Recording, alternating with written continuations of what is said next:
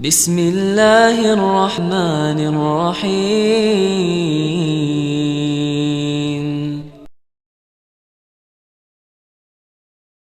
Pak Ustadz, saya mau tanya. Setelah saya dengar ceramah Ustadz, saya mau tanya. 2 kali diulangnya. Pak Ustadz, saya mau tanya. Setelah saya dengar ceramah Ustadz, saya mau tanya.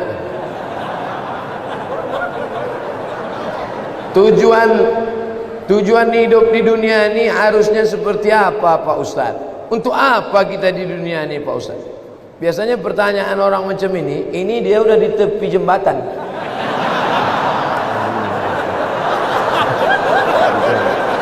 Untuk apa hidup ini? Udah streaming. Untuk apa hidup ini?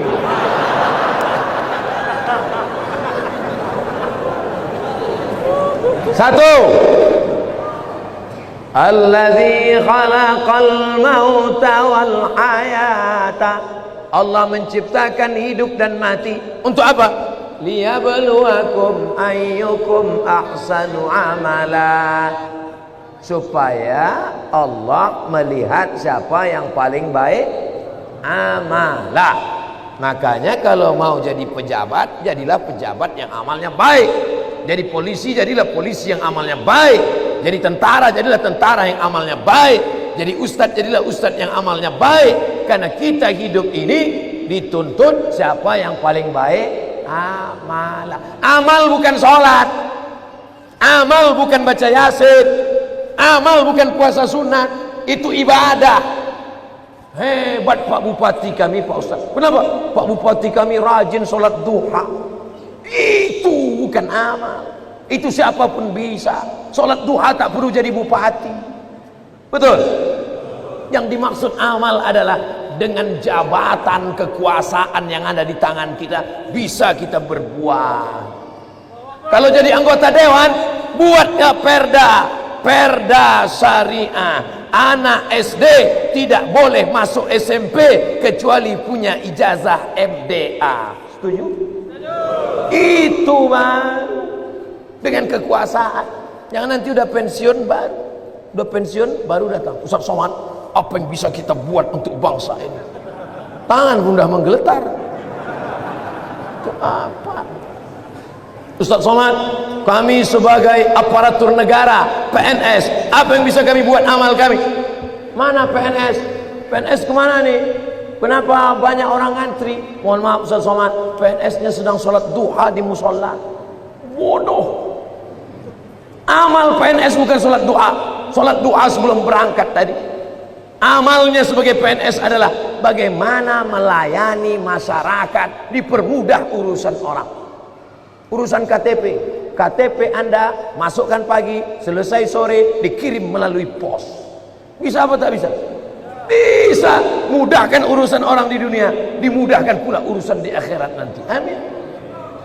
Ustadz, apa yang bisa kami lakukan untuk ustadz-ustadz? Kumpulkan ustadz-ustadz, kumpulkan imam-imam, kumpulkan khotib-khotib, kumpulkan guru-guru mengaji, beri mereka pelatihan, permudah urusan SIM kendaraan bermotor mereka. Setuju? Wah, banyak yang setuju. Kenapa Ustaz tiba-tiba ingat itu? Ingat dulu saya susah ngurus SIM dulu waktu sebelum terkenal. Masya Allah, tabarakallah. Artinya apa? Ketika Allah titipkan jabatan di tanganmu, pakailah. Ayyukum ahsanu amala. Ustaz, kami ini masih mahasiswa, masih sekolah, lalu amal kami apa? Kau senangkan saja hati orang tuamu, pulang ke rumah, ayah, emak, ini transkrip nilai emak, nih, berapa IP kau nak? 2,0. Hah? Kenapa 2,0? Ayah sabar ya, ini takdir dari Allah. Anak hantu. Dikasih duit bukannya menyelesaikan masalah, menambah masalah. Yang masih kuliah, yang masih sekolah, kalau belum bisa kalian senangkan emak ayah kalian, jangan kalian susahkan mereka. Jangan asal balik susah. Belum lagi dia balik, baru menengok nama dia di HP aja. Ini susah. Yang pertama amal, amala. Yang kedua baru wa ma khalaqtul jinna wal insa illa liya'budun, ibadah. Itulah dia sholat, baca Quran, tahajud, puasa sunat, itu ibadah. Jadi kita ini gunanya di dunia ini cuma dua saja, amal dengan ibadah. Masuk kantor jam 8 pagi, pulang jam 4 sore, disiplin, tidak bolos ke mall, itu namanya amal. Bapak polisi merazia orang melanggar peraturan, saking kan dia mau menegakkan, sampai dipeluknya kaca mobil Kijang Innova. Itu amal apa ibadah? Amal. Amal itu namanya. Ustaz tahu dari mana? Saya tengok tadi di Instagram. Dua itu saja tujuan kita hidup ini, amal dan ibadah. Perbaiki amal, perbaiki ibadah. Banyak orang ibadahnya bagus, amalnya tak bagus. Banyak orang amalnya bagus, ibadahnya tak bagus. Yang lebih parah, amal tak bagus, ibadah tak bagus. Siapa yang amalnya tak bagus, ibadahnya tak bagus, pergi ke jembatan Barelang. Untuk apa ke situ Pak Ustaz? Nah, jangan kau tanya lagi. Saking tak ada lagi kertas dah. Selamat menikmati.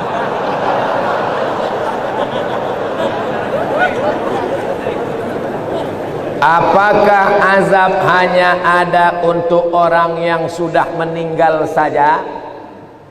Allahumma inni a'udzubika min azabi jahannam wa min azabil qabri wa min fitnatil mahya wal mamat wa min syarri fitnatil masihid dajjal. Hadis riwayat Muslim. Baca sebelum salam. 4. Allahumma inni a'udzubika min azabi jahannam wa min azabil qabri wa min fitnatil mahya wal mamat wa min syarri fitnatil masihid dajjal. Tangannya tetap satu, jangan 4. Hadis sahih. Menunjukkan dalam doa ini bahwa azab itu ada azab di dunia, ada azab di akhirat. Fitnatil mahya, azab hidup, ada azab hidup, ada azab akhirat. 2. Apa perbezaan cobaan dan azab?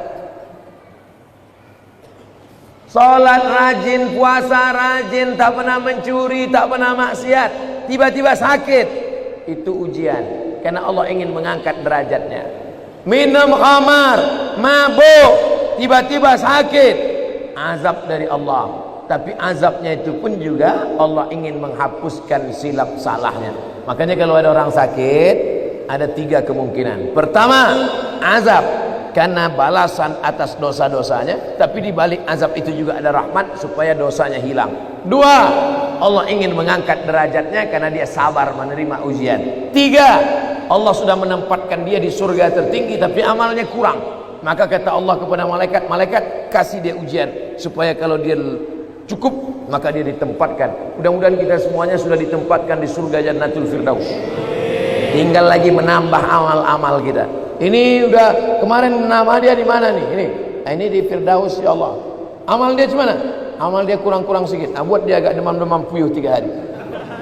Kalau dia sabar masuk. Kalau nanti Bapak Ibu jamaah Tanjung Pinang masuk ke dalam surga, amin. Pas sampai ke dalam surga, tengok kanan kiri tak ada saya. Mana Ustaz Somad? Cari saya di ruang VVIP. Pede kan Ustaz. Orang Islam mesti pede. Yang ngajarkan dia pede Nabi. Man qala la ilaha illallah Muhammadur Rasulullah dakhalal jannah. Siapa yang mengucapkan la ilaha illallah Muhammadur Rasulullah dakhalal jannah, masuk surga. Ini banyak orang, kau gimana masuk surga? Entahlah Pak Ustaz, enggak pasti lagi. Apa tak pasti? Kau masuk surga, pasti masuk surga. Cuman masalahnya masuknya kapan? Nah itu. Ada yang antriannya panjang, pakai transit delay pula lagi. Nauzubillah.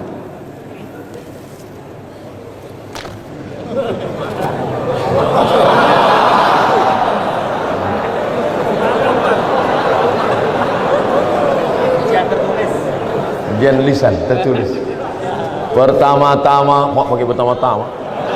Izinkan saya mengirimkan Al-Fatihah untuk Ibunda Ustadz Abdul Somad Hajjah Rohana binti Nuruddin. Al-Fatihah. A'udzubillahi minasyaitonir rajim. Bismillahirrahmanirrahim. Alhamdulillahirabbil alamin. Arrahmanir rahim. Maliki yaumiddin.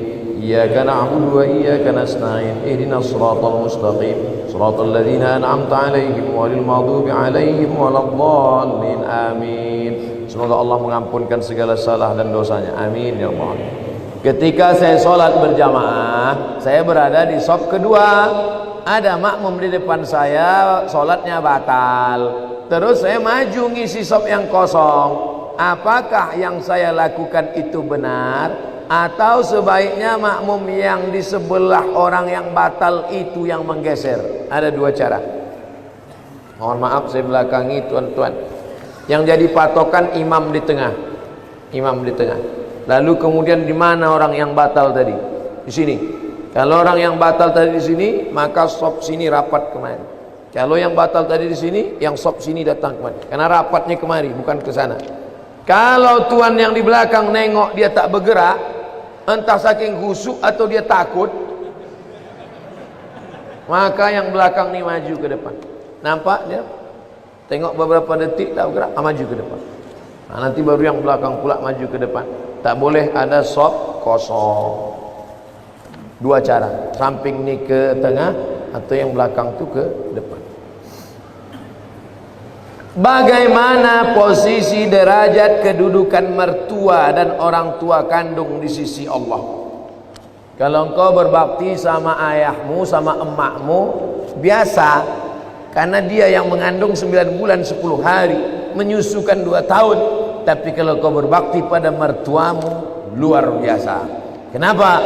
Karena dia memberikan anak gadisnya yang dilahirkannya dengan derai air mata, bersimbah darah, tiba-tiba dikasihnya anaknya kepada engkau hanya dengan mahar sebentuk cincin emas 1 gram, itu pun imitasi.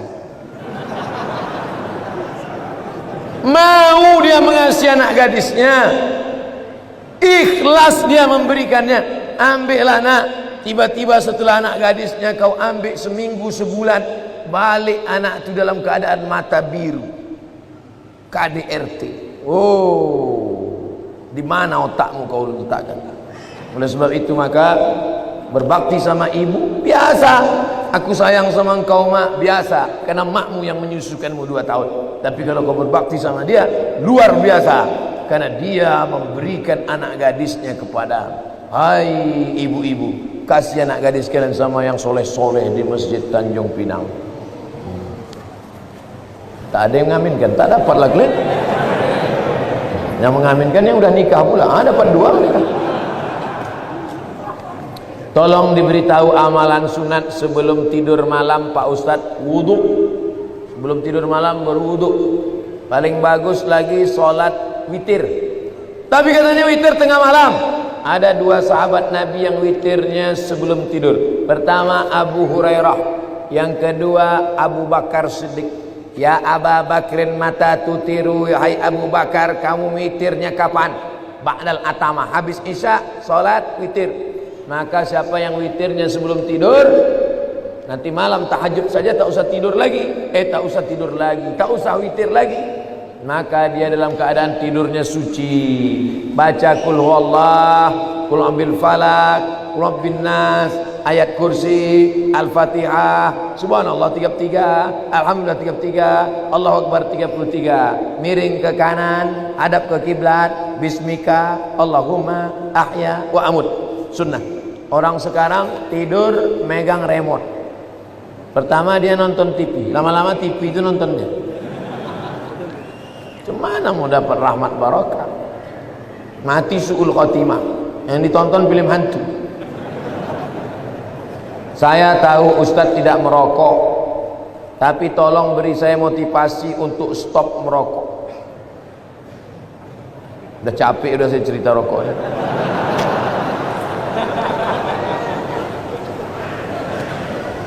Hai yang merokok berhentilah. 1 hari 10.000, 1 bulan 300.000. 1 tahun 3 juta, 1 tahun 3.600.000 sudah bisa beli kambing kurban. Bisa apa tak bisa? Bisa. 2 ekor kambing bisa kurban. Coba mulai besok. Kalau mulut tu agak-agak masam, cari permen. Tak tahan juga, rokok. Agak 1 isap. Tak boleh. Perlahan-perlahan. Perlahan-perlahan.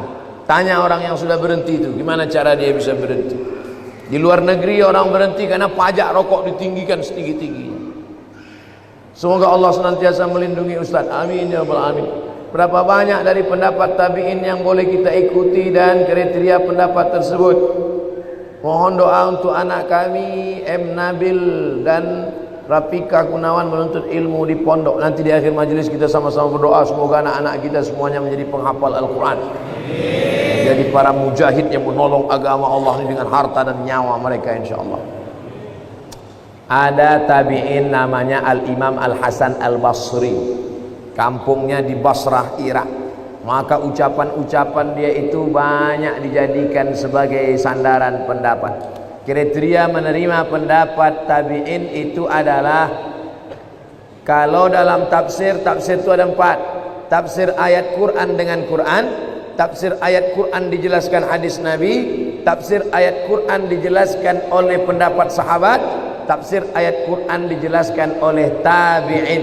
Tengok tafsir Tabari, ada tafsir Ad-Dhahhak, ada tafsir Mujahid, ada tafsir Ikrimah. Itu semuanya adalah tabi'in yang memberikan penafsiran. Tapi kalau dia bertentangan dengan Quran, bertentangan dengan sunnah, maka tidak dapat diamalkan. Tapi mustahil mereka membuat-buat pendapat, karena mereka adalah ahlus sunnah wal jamaah. Tabi'in yang condong kepada Qadariyah, Jabariyah, Mu'tazilah, fitnah khalqil Quran, keluar dari ahlus sunnah, maka tak bisa dipakai. Nah, ini semua harus dengan syarat dan ketentuan berlaku. Kalau orang sakaratul maut mengucapkan istighfar, bagaimana itu Pak Ustaz? Tidak mengucapkan la ilaha illallah. Laqinu mautakum, talqinkan ke telinga sebelah kanan, la ilaha illallah. Nanti lidahnya nampak bergerak, suara udah tak ada lagi, bibir tak lagi bergerak. Hebatnya Allah Ta'ala, ada kalimat kalau diucapkan tak perlu bibir bergerak, lidah saja bergerak, tak bersuara, la ilaha illallah. Kalau sudah mulutnya, lidahnya nampak bergerak la ilaha illallah, diam, jangan ganggu. Tapi kalau dia meracau, berapa harga sawit,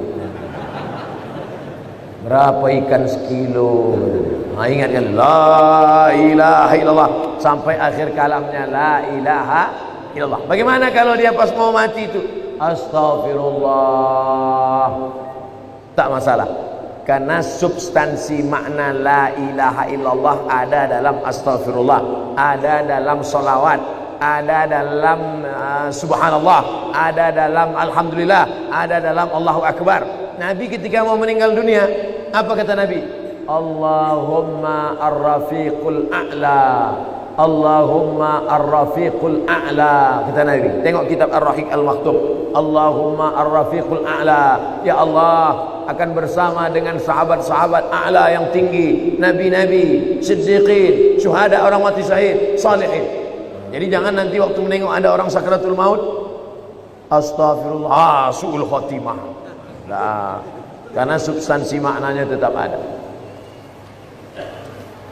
Bagaimana para rawi zaman dulu membukukan hadis? Bagaimana cara mereka membedakan hadis asli dan hadis palsu?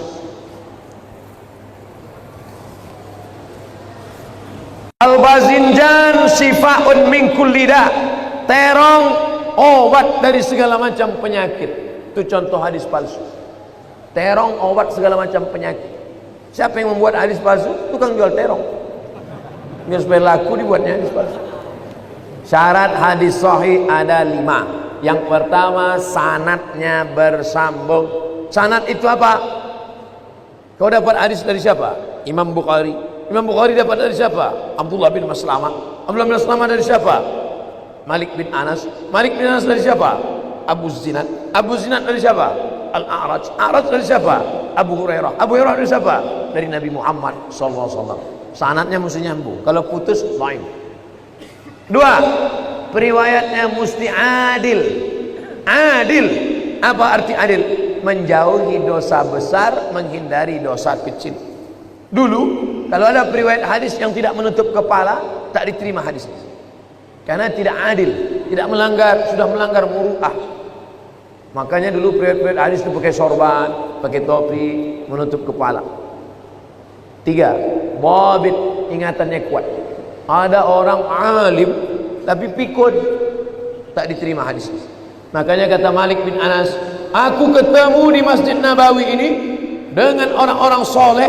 Kalau aku minta dia berdoa, turun hujan. Saking kan kabul doa, saking kan banyak zikirnya. Kalau aku suruh mereka berdoa, turun hujan. Tak perlu istisqa ramai-ramai. Satu orang saja berdoa, turun hujan. Tapi aku tidak meriwayatkan hadis dari dia. Kenapa? Karena pikun, tak ingat. Empat, riwayat dia tak boleh bertentangan dengan riwayat yang lain. Namanya syaz, mukhalafatus thiqah liman huwa awsaq minhu. Lima, tidak boleh ada illat. Illat itu apa? Sababun khafiyun yaqdah fi sihhatil hadis. Ada sebab walaupun kecil yang membuat hadis itu jatuh derajatnya, maka tak bisa diamalkan. Inilah kriteria yang dibuat ulama dalam kitab-kitab ulumul hadis, ilmu-ilmu hadis. Saya sedang hijrah mendekatkan diri kepada Allah, tapi saya terbayang hal-hal kemaksiatan di saat saya dulu masih sendiri. Saya mohon bagaimana hijrah saya ini betul Pak Ustadz. Jangan sendirian, karena serigala akan menerkam kambing yang memisahkan diri dari jamaah. Buatlah komunitas, komunitas pemuda hijrah, komunitas jilbabers, komunitas hijabers, komunitas jembuluan sejati, komunitas bikers syariah, komunitas anak begadang malam tapi tahajud rajin. Buat komunitas. Setelah buat komunitas, angkat ketua, ada kartu anggota, membuat suatu kegiatan istiqomah, sholat berjamaah, qiyamul lail, undang pengajian, undang bapak-bapak dari dokter-dokter, ibu dokter untuk dialog tentang narkoba, undang bapak-bapak dari kepolisian tentang tertib lalu lintas, undang bapak-bapak dari TNI bicara tentang ketahanan kesatuan negara Republik Indonesia. Nah gitu. Karena komunitas ini tidak selamanya ceramah-ceramah. Mereka maunya dialog. Anak-anak muda ini tak mau lebih lama diceramahi. Mereka maunya dialog. Suatu masa saya di panggilan kerja suatu PT di dekat kota saya. Namun di saat saya diterima di tempat kerja itu, dilarang berjenggot dan berkumis. Saya sudah bilang saya tidak bisa mencukur jenggot saya. Mak nyindir saya. Tapi perusahaan itu masih keras agar saya mencukur jenggot saya. Apa tanggapan Pak Ustadz? Jenggot hukumnya sunat, maka mencukur jenggot hukumnya makruh menurut sebagian mazhab Syafi'i. Kalau ada ustadz yang berpendapat berjenggot itu wajib, maka mencukur jenggot berarti haram. Cukur jenggot haram, berarti dia milih pendapat yang berjenggot wajib. Saya memilih pendapat berjenggot sunat, maka mencukur jenggot tak sampai haram, hanya makruh saja. Jangan berkelahi masalah jenggot. Nanti yang tak berjenggot mengejek, oh kau sudah berjenggot ni, ku tengok macam kambing. Kau tengok berjenggot, aku kambing, kau tak berjenggot, anjing. Berkelahi. Berkelahi antara berjenggot tak berjenggot. Yang ketawa siapa? Yang tak sembahyang. Nah ini hukum pokok pangkal. Kita mau kerja, lalu kemudian di situ suruhnya cukur jenggot.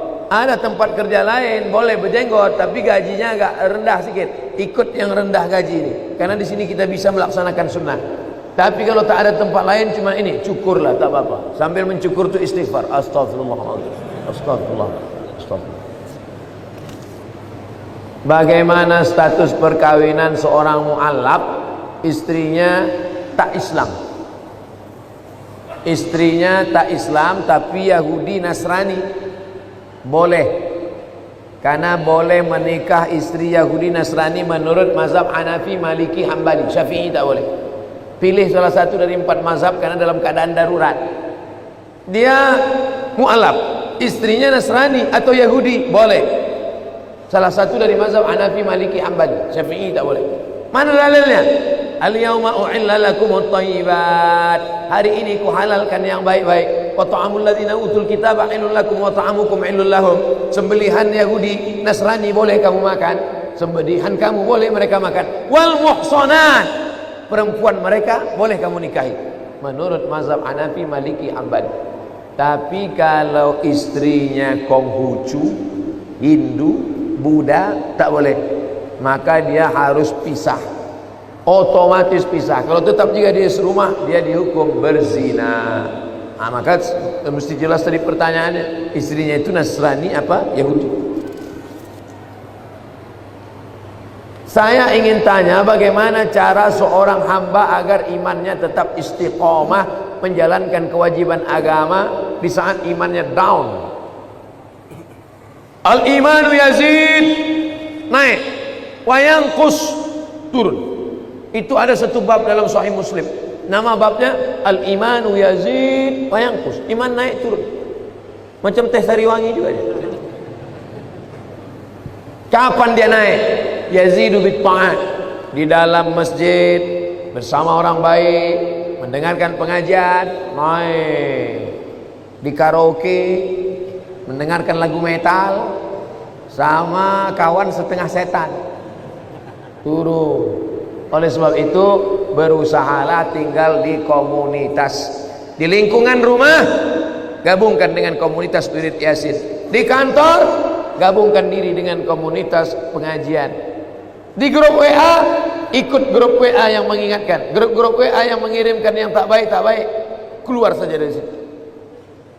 Nah, jadi untuk menjaga istiqomah ini kita mesti jaga. Dari mulai bangun pagi dengarkan radio pengajian, tonton TV pengajian, sampai di kantor komunitas kawan-kawan yang pengajian. Kertas terakhir. Alhamdulillah dapat bertemu dengan Ustadz pertama kali. Saya kan selalu kemari karena selalu ada halangan untuk ketemu. Pertanyaan, mana yang lebih didulukan, diturunkan lutut apa tangan waktu sujud? Sujud. Allahu Akbar, lutut dulu baru tapak tangan. Mazhab Syafi'i. Hadisnya riwayat Abu Wa'il. Sedangkan yang menyebutkan tangan dulu hadis Abu Hurairah, tapi matannya maklub. Maklub artinya terbalik. Tangan dulu. Allahu Akbar, tangan dulu. Nah, baru lutut. Tapi dua-duanya boleh dilaksanakan. Tapi jumhur mayoritas ulama lutut dulu, baru tangan. Tapi kalau ada yang melaksanakan tangan dulu, saya pun tak salahkan. Asal jangan kening dulu. Itu terjungkal namanya. Lutut dulu. Jumhur mayoritas ulama. Kalau ada yang membuat tangan dulu, termasuk buku Sifat Salat Nabi Nasruddin Albani, kata dia tangan dulu. Tapi mayoritas ulama lutut dulu.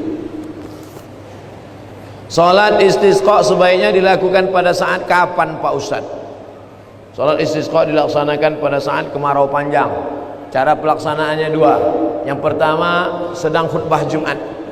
Nabi sedang khutbah Jumat, masuk orang Arab Badui. Ya Muhammad, halakatil amwal, kebun kami kering, kambing kami mati. Nabi sedang khutbah, langsung Nabi angkat tangan, aghithna, aghithna, aghithna, turunkan hujan, turunkan hujan. Selesai sholat Jumat, keluar Masjid Nabawi, basah lantai, basah tanah Masjid Nabawi. Begitu kabulnya doa Nabi. Jadi melalui sholat Jumat. Yang kedua, sholat istisqa khusus. Di mana Nabi sholat istisqa? Nanti Bapak Ibu kalau pergi umrah, cari ini kiblat sebelah kanan ada namanya Masjid Ghumamah. Ghumamah artinya awan. Karena Nabi waktu sholat istisqa datang awan di atas. Tinggal turun saja lagi. Selesai istisqa turun dia ke bawah. Saking kabulnya doa. Kenapa doa kita tak dikabulkan? 4. Mat'amuhu haram, makanannya haram. Mashrabuhu haram, minumannya haram. Malbasuhu haram, pakaiannya haram. Wa ghudhiya bil haram, disuapkan makanan haram. Salat istisqa, mohon kepada Allah ketika panas berkepanjangan dan tidak turun hujan. Mudah-mudahan Allah Ta'ala menurunkan hujan kepada kita sehingga menghilangkan segala malapetaka, bencana dan musibah. Ala hadhihi niyah wa kulli niyatin salihah. Al-Fatihah.